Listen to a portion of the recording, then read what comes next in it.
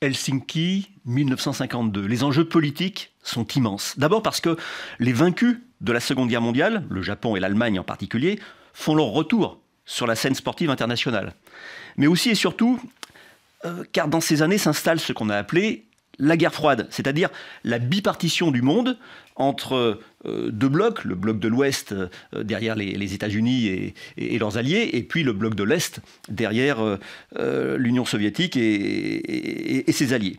Les deux blocs ont évité l'ouverture des hostilités au prix d'une terrible course à l'armement, mais aussi en jouant de toutes les formes de domination possibles, dans des domaines extrêmement variés, scientifiques, culturels, militaires, spatial, mais aussi sportif. Et c'est précisément en 1952, à Helsinki, que les stades deviennent des lieux de démonstration de la puissance de ces deux mondes.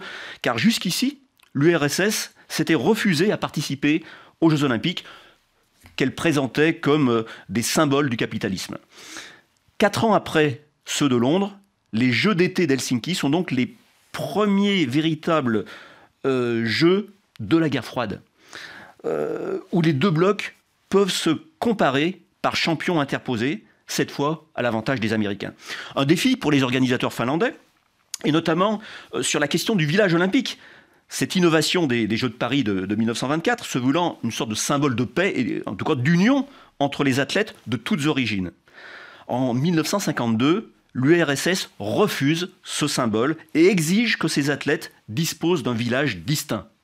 Ce sera donc les locaux de la future université technologique d'Helsinki. Les délégations de 5 pays satellites y accompagnent les soviétiques et une bannière représentant Staline y est érigée à la place du drapeau olympique. Nous sommes décidément en pleine guerre froide.